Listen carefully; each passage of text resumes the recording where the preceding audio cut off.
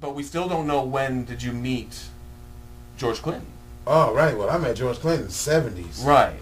Now, how? So you worked with him from the 70s. Yeah, I wrote 2 songs with him. Okay, which songs are those?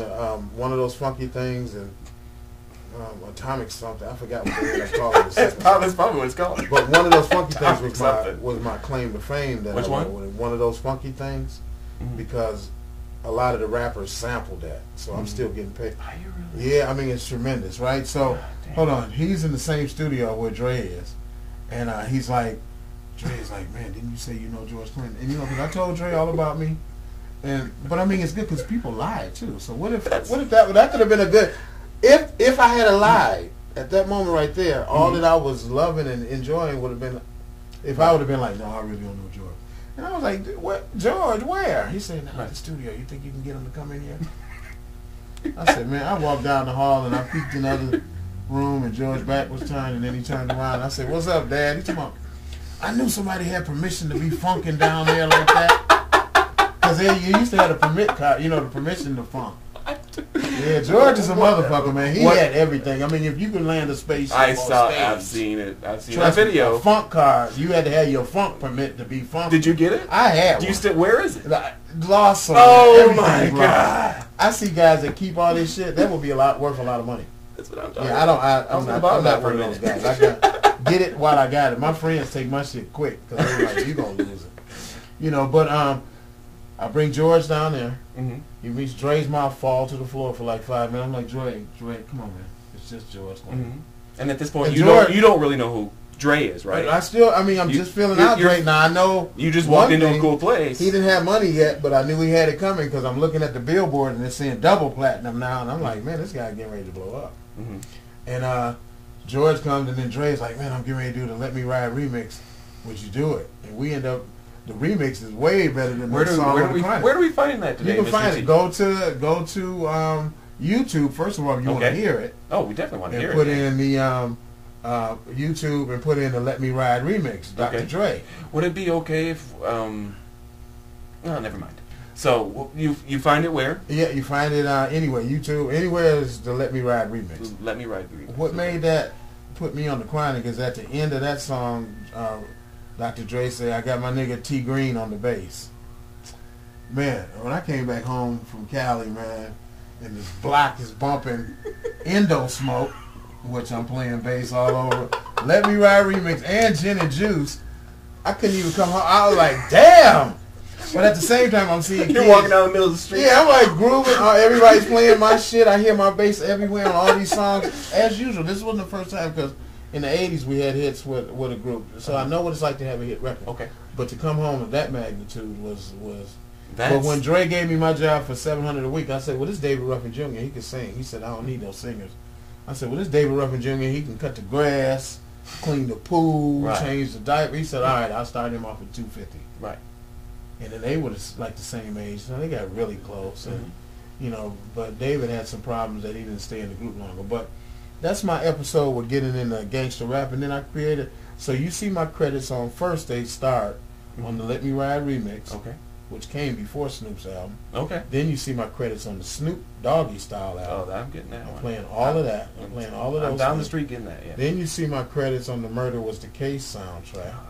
Then I produced on the Above the Rim soundtrack. So you start seeing me getting the production. They really liked me. What happened is the higher ups were getting like Suge Knight was kind of getting a little messed up because Interscope would say shit like, man, if you had 2-3 more people like Tony, man, this shit would be really. What about you did they want 2 or 3 more of?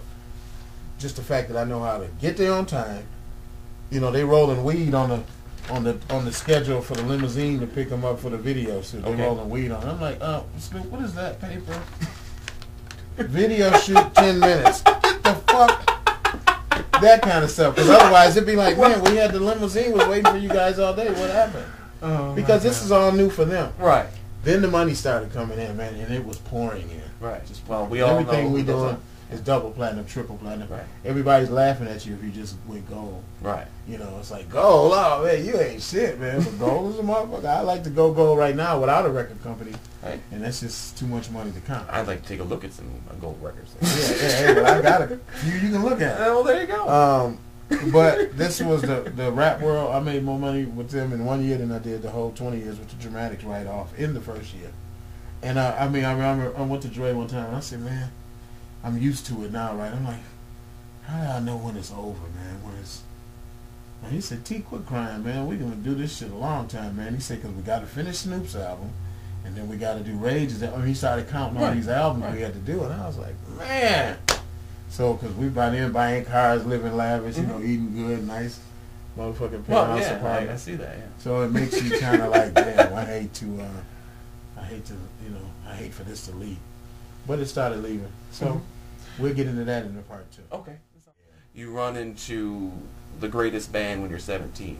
Yeah. And then when you're what? 30-something, it's 94. 35 years old, you were on the hottest tracks in the world and still stand strong today. They call them classics today. Do they really? Yeah. I mean, all of that rap shit, they call them classics. Snoop, early Snoop. Right. Oh, they are classics. And they are classics. They were instant classics. Yeah. So prior to that, 20 years before that, I was the Dramatic classics. Right. And so that's another thing that I really enjoy, the fact that I was able to get the maximum you could get out, you know, of the older days. Well, let me ask you. Can I ask you some questions? It's one question you did have in there that I can answer right quick. Well, there you go. Which the question was most that? Embarrassing moment. What was your most embarrassing moment in music? And because it was so embarrassing, it wasn't embarrassing at all. Well, there you go. But we went to Dramatics, and it was my first show. Okay. Circle Star Theater, San Jose, San Mateo, California. And you had your diaper on. Yeah. And the thing was, I had my diaper on, about to take it off. I didn't even have a diaper. I was on the diapers, the last stage of the diapers. Well, I was thinking you're going to shit your pants because you wanted to here's why. It's because I was so cocky and arrogant. Okay. And I learned they shit so quick that, and I've been used to playing for people all the time. I mean, what could shock me? Right.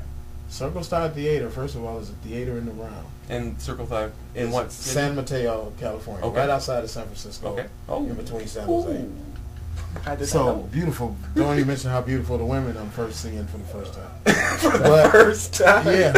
But the stage they let you out. Yeah, no, it's just women just didn't look like that back at home, man. I understand. Continue. Oh man, that sunshine. I get it. I've seen pictures. Hold on, the show is a round thing.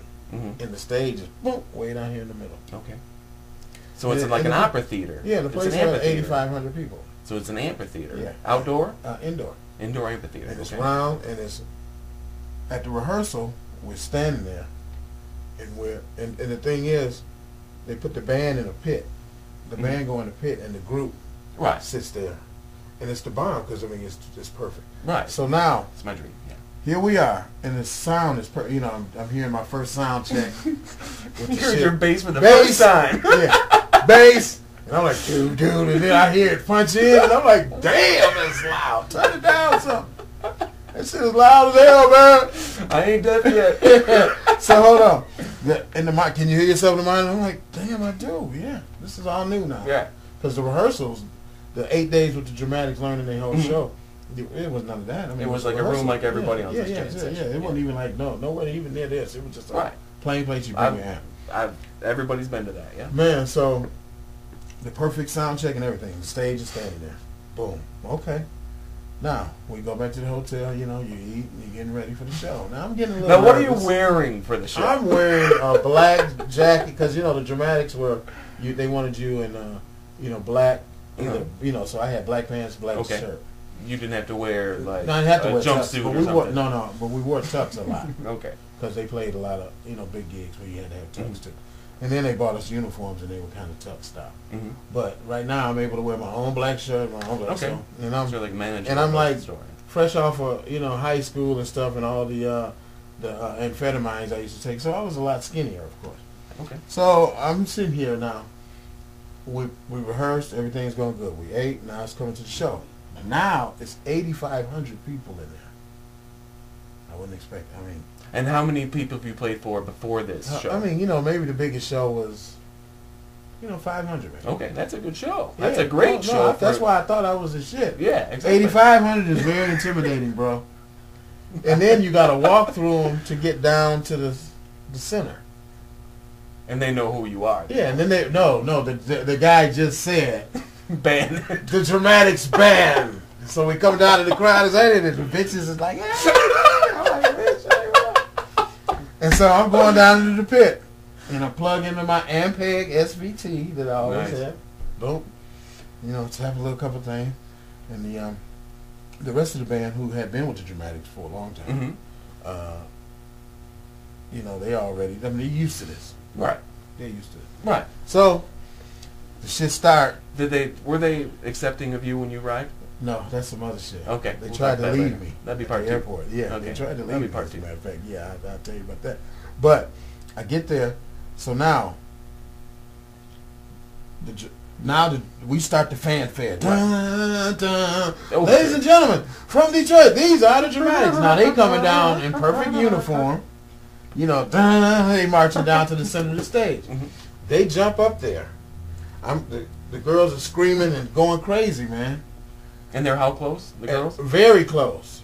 Very close. Because, I mean, you're coming down the aisle, they're right there. Right. So, and then as the stage, I mean, it's people, you can, you know, like, right there. Right. So, they start singing. Damn thing happened. The stage started going in a circle. How come we didn't rehearse this? I didn't know that the stage moved.